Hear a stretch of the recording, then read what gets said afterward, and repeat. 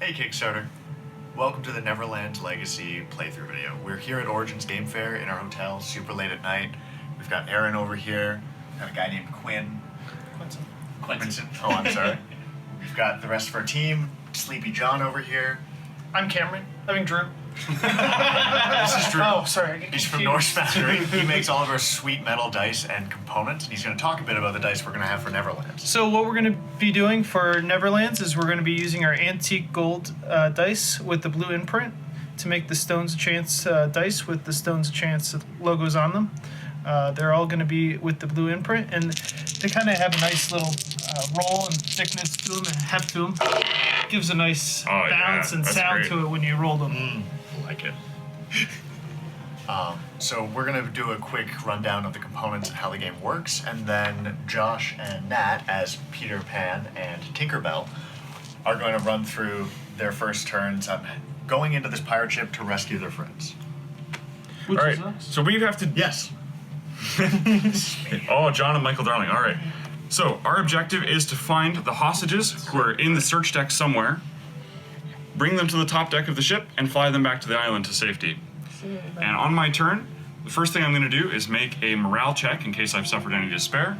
Then I'm going to do 4 actions, and then I'm going to draw a threat card to see how the pirates react to what I just did. So let's jump in. As Peter Pan, I'm going to move. I'm going to search to remove one of these tokens, drawing a search card.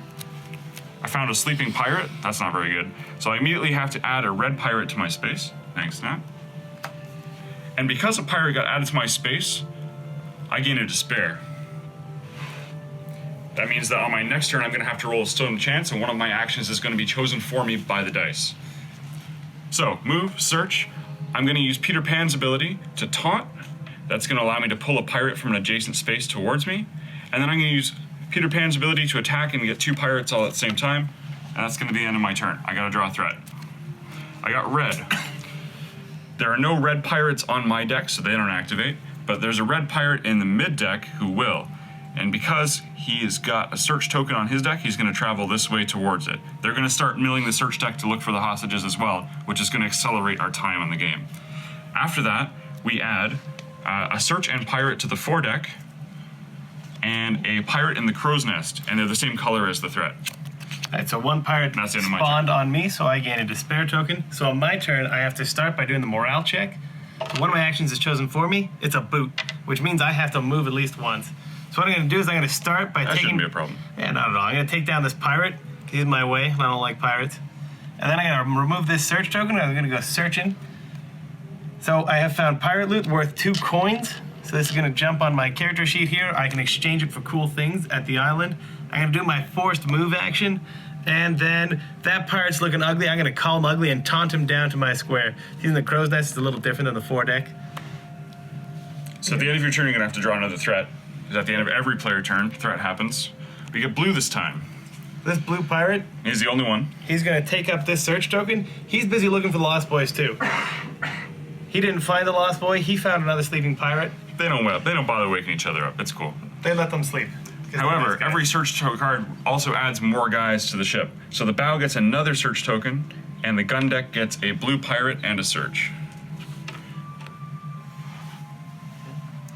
And that's pretty much it for the player turn. That's going to continue until we find the hostages and attempt to bring them to the top of the ship.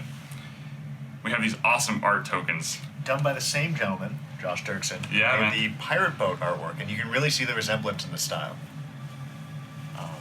Now, we've had some questions raised on the Kickstarter as to how the different Legacy games compare. And as you can see, this one is very much a search and rescue game where you're balancing a time limit against actually handling your character's fears as they work against you. Whereas Sherwoodk Legacy is going to be a tower defense style game where you have to defend this village in Sherwood Forest from the sheriff and his men as they start coming in waves. And you can build obstacles and redirect them and fight them like that. In Albion's Legacy, it's a story-driven adventure game where you start in the Castle of Camelot and you build the map around it as you're trying to complete the story and protect the world. So while they're all fully cooperative and they're all based on folklore and history and legend, we want to offer a different gameplay experience for each Legacy game in the series.